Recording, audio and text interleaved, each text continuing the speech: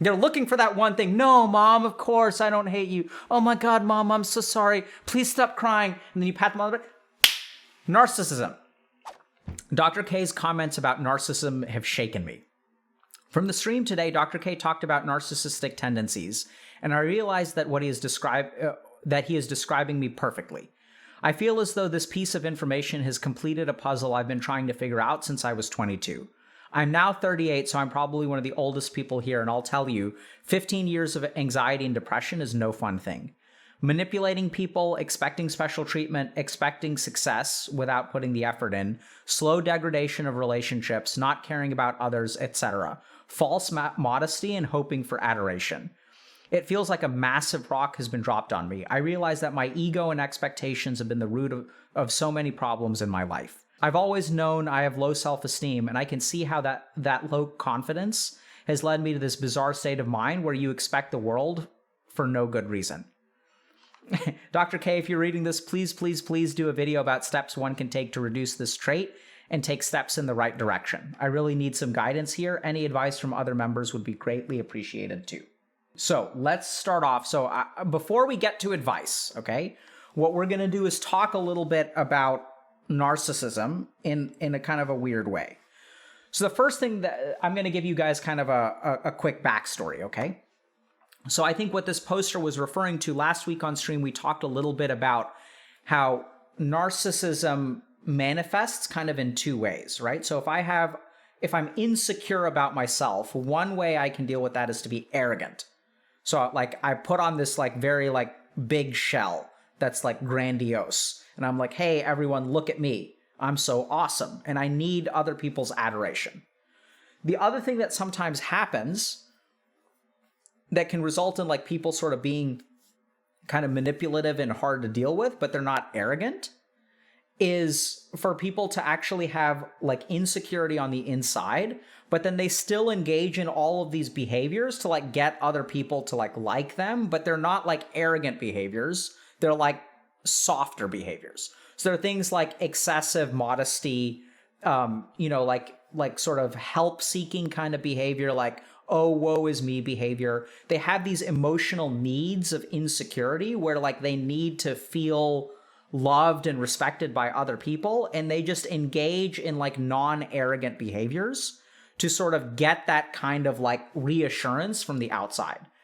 And this creates a real problem in relationships because like sometimes when you're with these kinds of people, like they're not doing anything wrong, but you still sort of feel subconsciously manipulated. And when you feel subconsciously manipulated, like if you start to blame them in your mind, you kind of like feel guilty. So you're kind of in this situation where like, oh man, like this person is trapping me, but also like making me feel like an asshole for being trapped. It's kind of really hard to describe, but like that's what I would kind of say.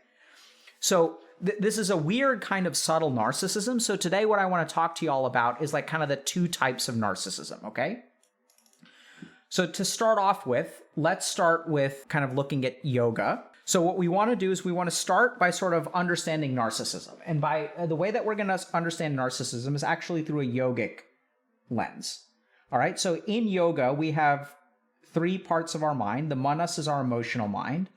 The ahamkara is our ego, and the buddhi is our intellect. And there's usually like an interplay here where the goal of the ahamkara is to be a bouncer, is to protect us from feeling hurt.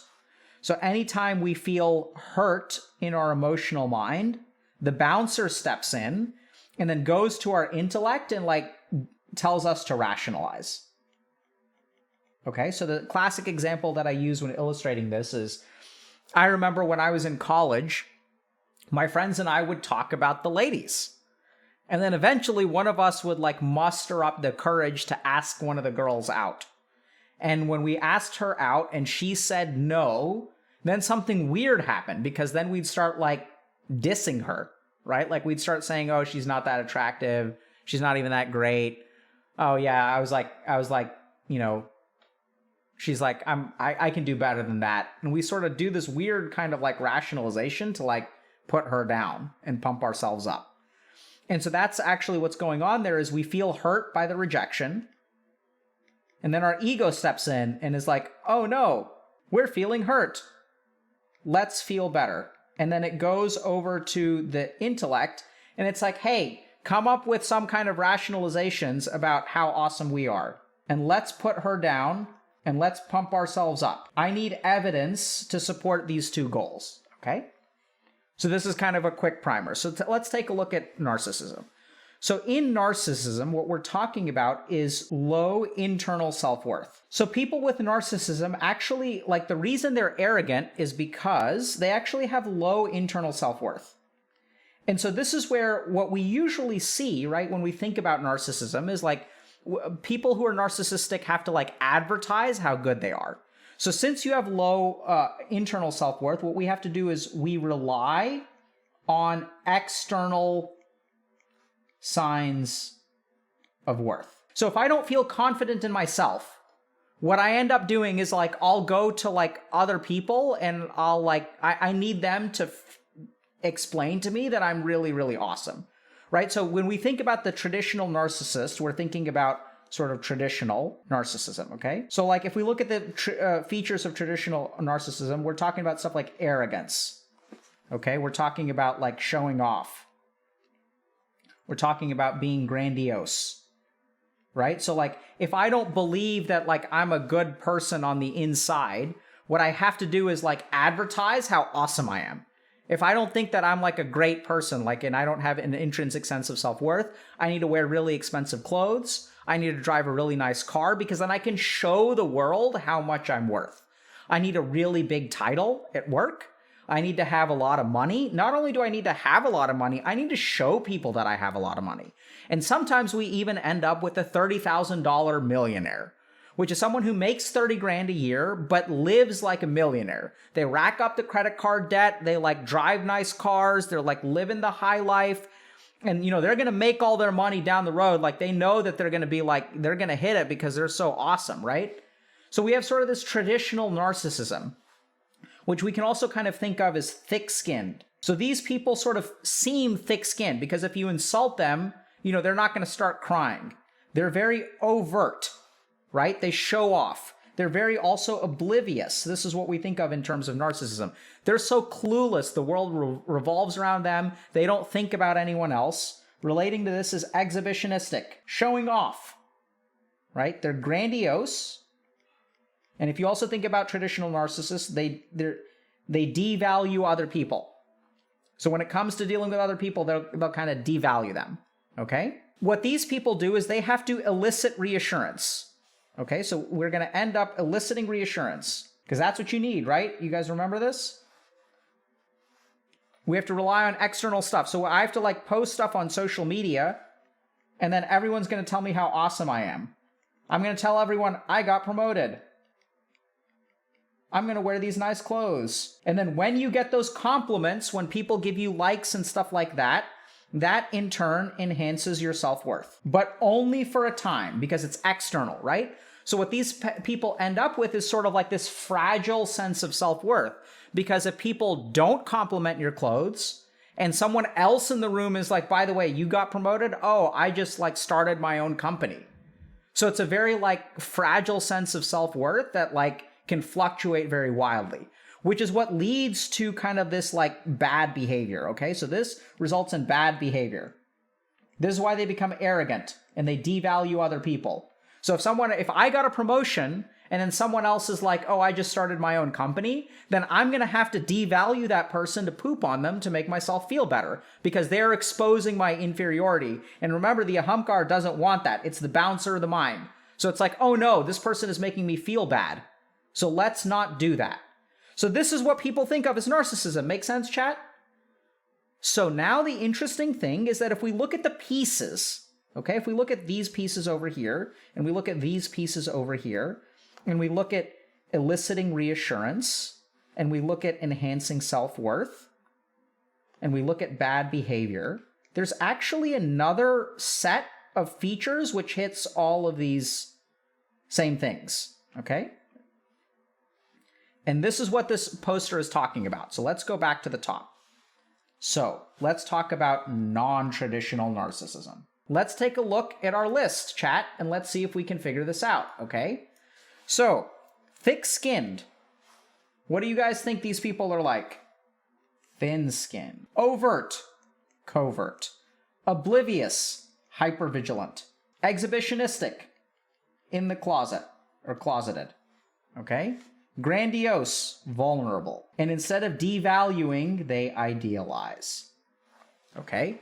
So this is the profile of a non-traditional narcissist. So let's run through this real quick, okay? So like when people insult you, instead of fighting back, you feel really hurt.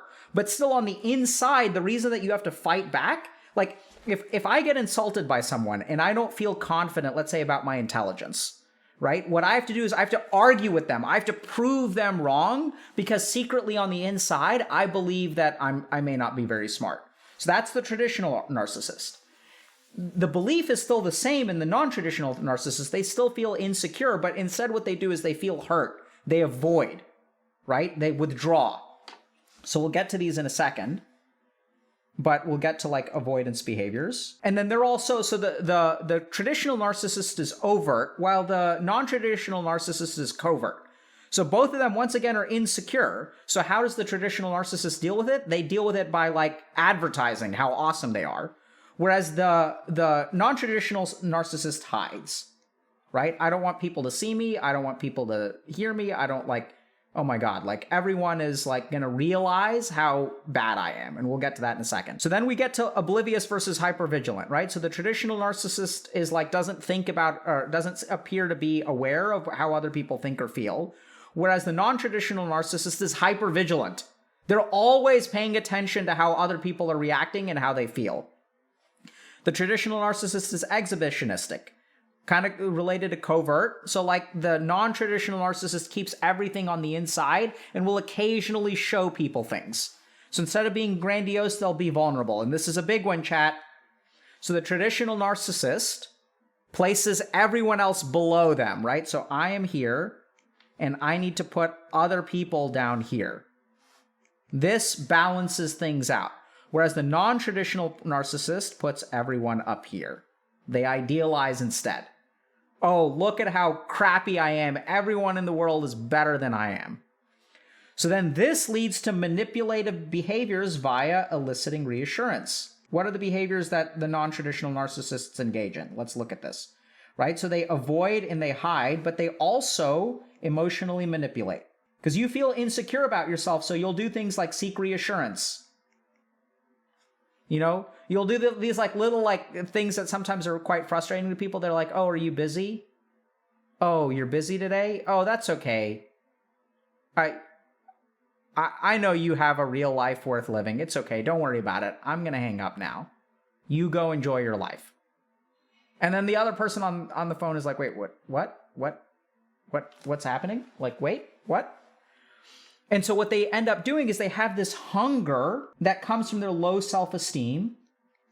So what they'll end up doing is like all kinds of stuff, being falsely modest, like, you know, eliciting reassurance in some way, but it's kind of like this sneaky kind of manipulative sort of like, you know, like, woe is me, and like, you're so awesome and I'm so bad. And they do like all these things because when you say that to someone, right, it's not insulting. Like when you're dealing with an arrogant narcissist, you don't want to spend time with them because they're being an asshole to you. And when you're dealing with a non-traditional narcissist, it's like you still don't want to spend time with them, but you feel guilty for not wanting to spend time with them. So you end up spending time with them anyway and like trying to convince them that they're awesome. It's kind of this weird thing that like, once again, sort of enhances self-worth.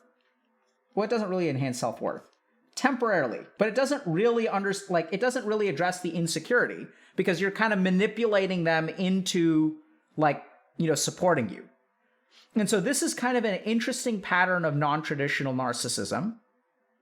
And it's interesting because the reason I call it narcissism is if we go back to the roots, there are a lot of common factors, right? So the low internal self-worth and relying on external sense of self-worth to buffer your internal sense of self-worth. This is the last key thing, okay? This is going to be the last thing that ties all this together. Spends a lot of time thinking about how they are perceived. So this is the last common element. So in both of these situations, if we're talking about what are the traits of narcissism, it's this box right here. Because both of these people, at the end of the day, 20% of their RAM is spent thinking about how other people are thinking about them. Oh, does this person realize how awesome I am? If they don't realize how awesome I am, I better tell them. Does this person think about how pathetic I am? If they don't realize how pathetic I am, I better tell them. I better advertise. I better get me some of that sweet reassurance. And so this is sort of like a good example of understanding like traditional and non-traditional narcissism. So what are the key features here? And what are we kind of talking about? So the first thing to understand is that not all narcissists are the same. And we sort of have this idea in society that narcissism is characterized by like arrogance and devaluing others and things like that. But if we go to the roots of it, there's another subtle kind of narcissism. And I call it narcissism, but really from a yogic perspective, it's an ahamkara that's kind of bent out of shape. Low internal self-worth. So I need external reassurance from other people. And then like, since I need that external reassurance from other people, like it doesn't matter how I get it. I can go the arrogant route or I can go the pathetic route. They're both still the same thing, right? So I spend a lot of time thinking about how other people perceive me. And so what ends up happening is if you look at this person, why am I using the term narcissism? It's because everything revolves around them still, right? Even though you feel really terrible, it's like if someone doesn't have the time to talk to you today, it's like, oh my God, like I'm not worth anything. Like I'm not worth it enough for them to spend time with me. Like I'm not good enough. Whereas it's like, no, it has nothing to do with you. It's because like this person is moving today. Like it has nothing to do with you. And so in both of these cases, this mind that they have thinks that everything is kind of revolving around them, right? If someone doesn't have time for you, that's a personal insult or is justified based on how little you're worth. But at the end of the day, like you're not considering them. You're just thinking about how they think about you. And so that's kind of why we call it sort of traditional and like non-traditional narcissism. Okay? And so it has these other features like being covert, being thin-skinned, being hyper-vigilant, idealizing people instead of not idealizing people. And this is why I like the Sanskrit, because if you think about that kind of person, it's like, is that person really narcissistic? Not really. But they have features of an ahamkar or an ego that is functioning in a particular way, which is low self-worth on the inside. Therefore, I need self-worth from the outside. And I'm going to spend a lot of time figuring out how to get those emotional needs met. No matter what strategy I use, I'm going to get other people to notice and appreciate and tell me how great I am. I can do it by pretending to be pathetic, or I can do it by pretending to be awesome, but it's still pretending, and I still need it from other people. You know, a lot of people are going to be asking, what do we do about it? So once again, I think the first thing is to understand these patterns, right? Like notice what you're doing. Notice like what you do with people when you're feeling like emotionally needy. How do you manipulate them into engaging in a behavior with you? Right? So and notice that kind of thing. And the interesting thing is instead of like giving into that behavior, just notice the need and maybe be a little bit transparent with them and be like, hey, I understand you're busy. I'm kind of feeling down today. Like, do you have some time to talk? And just be transparent that you have an emotional need. It can be absolutely terrifying. But notice yourself first and then start to like give people the benefit of the doubt and let them participate in the relationship in a healthy way, which can be challenging. So unfortunately, there aren't like tips. I mean, I can give you a tip, but it's like easier said than done. So this is the kind of thing where there's like actually a lot more work that has to go into it. Right? So we can diagnose someone with depression. If someone asks me what are tips for depression, well, there's like treatment for that, right? So in the same way, like you can, work with a therapist, work with a coach. We have a section of Dr. K's guides on the nature of self, which is sort of geared towards narcissism and self-esteem and sort of these ideas of like, what is the true self and what do you think you are and what's the difference there? So we've got some of that kind of stuff in there. So hopefully that'll help. But I just wanted to kind of explain that concept because I know it's kind of weird that I called like those kinds of people narcissists. So I wanted to clarify and also explain to you that, there's actually this like common root to narcissism, which can manifest in two separate ways. So the non-traditional narcissist is the same as a needy person? Potentially, yes. Right? So if we go back to the core of it, an emotionally needy person can sometimes have this kind of world revolves around them sort of perspective. But I think that there are other reasons why other people can be like emotionally needy without that ahamkar kind of thing. So it's one of the things on the differential diagnosis of an emotionally needy person. Are there other terms for the non-traditional narcissist? I'm not sure. I think that sometimes people will call them like covert narcissists as well. Like it depends on what the literature is. That's why I like to use the yogic terminology, because I think the yogic terminology still explains it the best, which is it's ahamkar. It's like a sense of ego and a low sense of self-worth. And when you start with that low sense of self-worth, you can get those emotional needs met through two different pathways. How to recover from being hurt by a particularly manipulative narcissist? Oh man, this is tricky. It takes a lot of work, but I'd say one really powerful thing that people don't tend to underutilize is actually forgiveness. So once you get really manipulated by an emotional narcissist, I'd say forgiveness and boundary setting are the two things that you need to do to like fix it, right? So you sort of understand and you accept that this person doesn't have control over their emotional needs, so they engage in manipulative behavior. So it's nothing personal. It's not like they tried to screw me over. It's just they're hungry or thirsty and they're going to get their food or drink however they can. And at the same time, while you can forgive them for that and like let go of that anger and let go of that resentment through forgiveness, you also want to set super firm boundaries. Because as long as they are like, you're letting them back into your life, like it's going to keep happening over and over and over again. So this is also really confusing for some people, but you can forgive someone and never talk to them again. Forgiveness is about letting go of your own resentment and like not blaming them anymore. And at the same time, like setting a boundary, like you can forgive someone and also like move on. So I'll give you guys just another like simple example to drive that home. So like, let's say I'm in a romantic relationship and my partner cheats on me.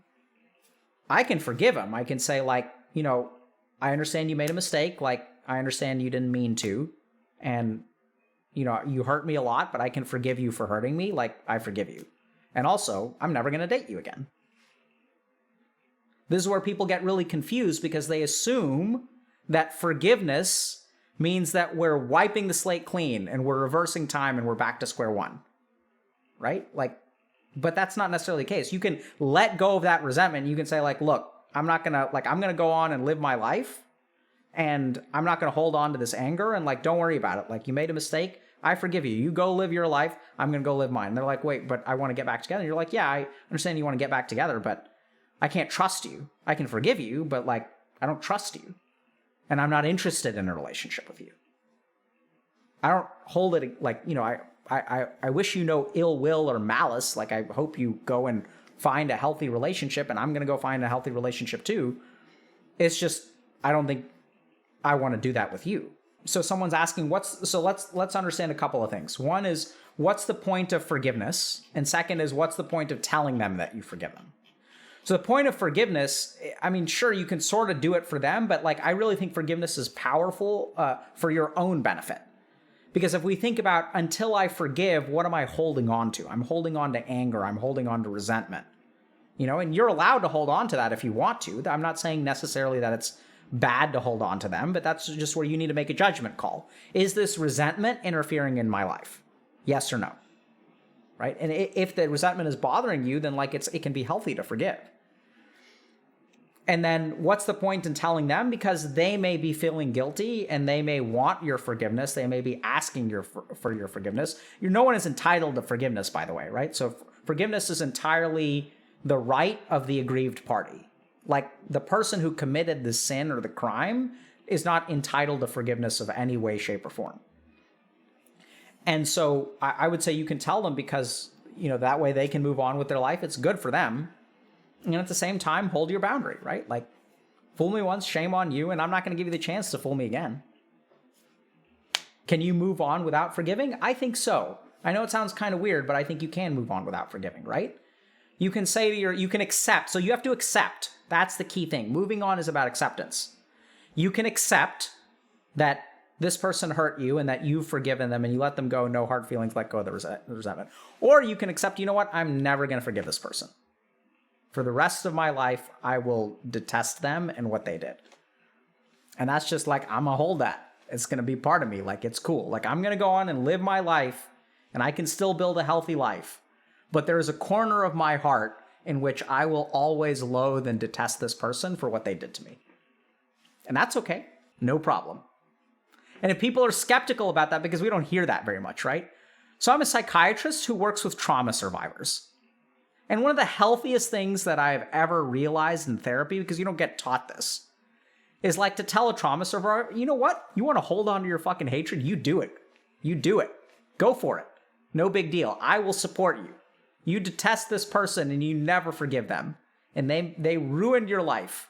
Now, I want to help you rebuild another one. So like, let's work on that, right? We don't want them ruining our life to like ruin the rest of your life. Do they absolutely ruin things for the first 28 years? Yes.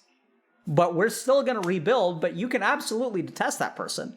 When they die, if you want to go and, like, don't go to the funeral, and if you want to, flip them, go walk over to the grave and flip them the middle finger, like, that's fine. You can do that. You don't have to forgive them. You can hold on to that hatred. But we don't want what they've done to you in that hatred to prevent you from, like, building a life worth living, right? You're 28 years old. You've got 40 years left. They screwed you over for the first 28, but, like, let's do something about the next 40. And if you want to hate them for doing that to you, like, I'm completely behind you. Let's do it. Let's talk about how awful they are, because they sure do sound awful. Yeah, so when someone says, I want those years back, bro, that's where acceptance comes in, because you ain't never getting them back. Right? So you can be resentful over that, and you can get stuck. You can spend all of your time thinking about the time that you've lost and never looking forward. And then your entire life will be spent in resentment. Or you can acknowledge that time is over, and this is where I should be looking. And you can build something worth living. How would you handle a parent that's toxic? Acceptance/forgiveness and boundaries. Folks, same answer all the time. We'll teach you a lot more about this. So we're planning like something a lot more in depth about how to set boundaries and things like that. But the short answer is, like, you accept, like, they're toxic and they're not going to change. Don't expect them to change. You're setting yourself up for disappointment and frustration. They ain't going to change. You treat them like a force of nature. Rain is going to be wet. It's just who they are. If you have a narcissistic parent, like, that's not going to change. Like, maybe one day it'll change, and then lucky you, it's like winning the lottery. My narcissistic parent is now capable of being emotionally available. Wow. I never expected that. And at the same time, like, they're your parent, but they are the way they are. So, like, you can get frustrated at the rain for making you wet, or you can grab an umbrella and, like, move to Arizona where it never rains. So I encourage everyone who's got toxic parents to, like, do your dharma is their child, right? So whatever that entails, it can be very little or it can be a lot. Like, I'd encourage you to, like, try to be nice to them and try to help them if they need help. And also, like, if it's like if you see them once a year because it's Christmas time because you're their kid and you're like, okay, fine. I'm gonna have a crappy Christmas this year, and I'm just gonna see them once for 1 week. And they ask you, I never see you. This happens a lot, right? Because, like, if you set limits with your parents, anytime you show up, they're like, oh my God, I can't believe you abandoned me. Like, don't you love me? Like, I only see you during Christmas. And then you stop and you ask them. So, what's your understanding of why I come here once a year? And they're like, because you don't love me. You don't like me. This is so, like, you're so mean. You don't care about your mom. And then you can kind of point out to them that, like, everything you're saying is about you. Has it ever occurred to you that, like, I am a human being in this relationship? What do you think my needs are that I only see you once a week? And then they're going to be super confused. They're like, just tell me what to do. I'll do anything. And that's when you say, okay, if you are willing to do anything, I want you to think about what my needs are in this relationship and tell me what you think they are. No, just tell me. This is the problem. You're not even spending the energy to think about it. Just think about it and tell me what you think I need in this relationship. No, you won't tell me, like, why are you being so mean? And you can say, this is exactly why I come once a year. Because anytime I have a conversation with you, it's always like, woe is me. And I literally am unable to have a conversation with you. I'm asking you to think about my perspective, and I'm not seeing you being able to actually do that, which I don't blame you for. It's fine. Like, you are who you are. And your grandparents, weren't nice to you either, so, like, no big deal. But if you want to understand why I come once a year, that's why I come once a year. Because when I come here, I don't feel like I can have a conversation with you. Like, tell me how to have a conversation. I've asked you what to do. What did you hear me say? What did you hear me ask? You want me to what again? Just tell me. I'll do anything. I want you to just think about what my needs are in this relationship. They're like, okay, fine. Will you stay longer? No, I won't. I'm willing to stay for 4 days. I love you, Mom, but I can't tolerate you. It's the most I can handle.